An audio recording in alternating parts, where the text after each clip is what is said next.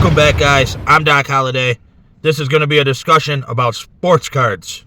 My buddy and I had a brief conversation through text messaging, and this was what the topic was about. So I kind of want to elaborate on it a little bit with you guys, get your thoughts, the entire 25 people that might see this video, and I appreciate you guys.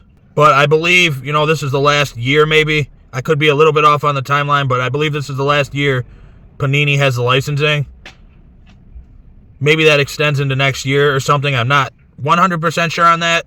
But that being said, I want to talk about a post-Panini era and specifically the cards produced by Panini, what might hold value, what might be sought after, down the road. And love Panini or hate them, we all have our sets we enjoy. So I think it's going to be one of those things, when they're gone down the road, we might really miss it. I'm definitely going to miss some of these sets, like Mosaic Football. What sets will you guys miss when Panini's gone? I mean, me, it's definitely going to be like Optic and Don Russ. And Mosaic Football for sure. What I kind of want to talk about is, because what sparked this discussion is I pulled a bunch of case hits, and so did my buddy. My friend, he actually pulled a Malik Neighbors Honeycomb. He just pulled a Malik Neighbors Micro Mosaic. And he pulled a stained glass Jaden Daniels. And we're not opening tons, And I pulled 4 different case hits this year out of Mosaic Football. I'll show you a few on the screen. But we kind of we're talking about a post Panini era, what will hold value. And we agree that these things like micro mosaics and stuff, they look great. They're going to hold a lot of value down the road because of the nostalgia too. These were the big chase cards. So now looking forward, just imagine Panini's gone. Maybe it's 5 years down the road. There's a player you're interested in. That player did well, or they're still doing well. Maybe there's no more case hits, not like how there are now. We're going to have nostalgia, us guys that collected these things, or even people that want to get in and want to live that and never got a chance, that were late to the rodeo. They're going to want these cards too. So I think not all case hits are created equal, I know that, but I think the ones that look good, or the ones that people have heard of, like Genesis, because I like Genesis, they do look good, but I don't think they're the greatest looking, but they're popular. But I think these are going to hold a lot of value. So if we look at like Mosaic Football, these case hits 5 years down the road, I think they'll still be sought after. And obviously if the player's done well, they'll go up in value. Things like Micro Mosaic, they look great. Genesis, even the Honeycomb, the new Kaleidoscopic. These are all case hits that I think will hold a lot of value and actually go up in value because they'll have sentimental value to people. They'll have nostalgic value. Like right now, I look back at things like going to Media Play. Can't do it no more, but I appreciate the memories. It was nostalgia. I enjoyed going there. Toys R Us, or old cartoons I used to watch. Toonami. These things have like nostalgia to me, and I think down the line, Panini trading cards will, because it'll be one of those things. You really appreciate it when it's not there anymore. And I know it's a love-hate thing with people, but there is a lot of good with Panini products too. And I think it'll be one of those things. It's like when it's gone, we'll really appreciate it. Some people will want to relive that. Some people will want to get those big chase cards that they never pulled.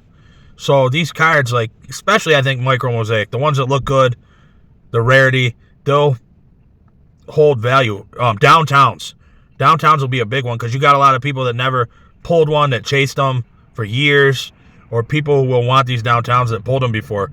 And maybe there's certain players they want the downtowns of, And then you'll have the people coming in that never got to experience, hunting for a downtown. So these things will go up in value. I mean, obviously player performance and stuff like that matters. But as far as like holding value, so another thing that I think will hold value is autographs.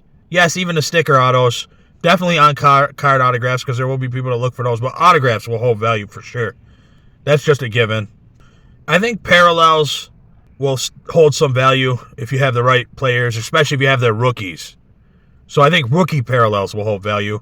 Maybe not the fifth year player that's a parallel, not a rookie card or whatever.